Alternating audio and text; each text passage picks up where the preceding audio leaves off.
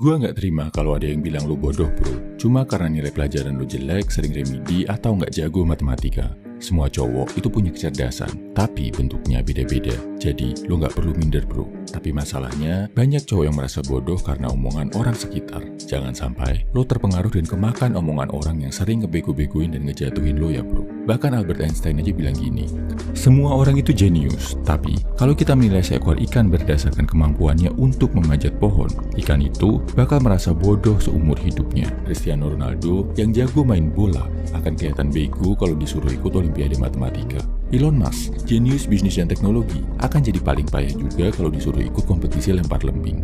Maksudnya gini bro, kecerdasan tiap orang itu nggak sama. Cara belajarnya beda, cara nerapin ilmunya juga beda. Bahkan, menurut psikolog Howard Gardner, ada 9 jenis kecerdasan manusia. Mulai dari kecerdasan berbahasa, logika, spasi visual, jasmani, musikal, intrapersonal alias memahami diri sendiri, interpersonal alias berinteraksi dengan orang lain, naturalis, dan eksistensial.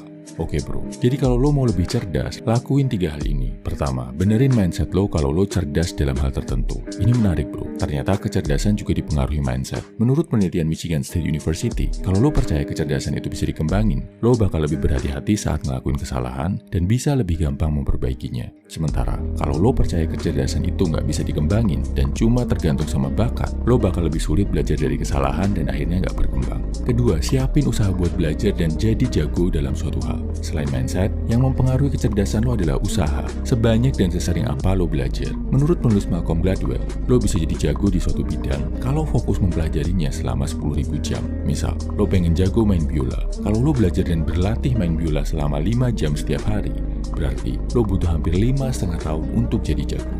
Tapi, cara belajarnya juga harus diperhatikan ya bro.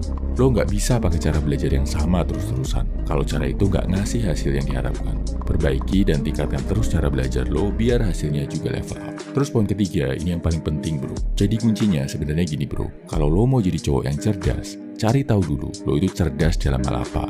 Terus, pilih cara belajar yang paling cocok buat lo. Ada metode visual, di mana lo belajar pakai gambar, simbol, diagram, intinya yang dominan dari tampilannya.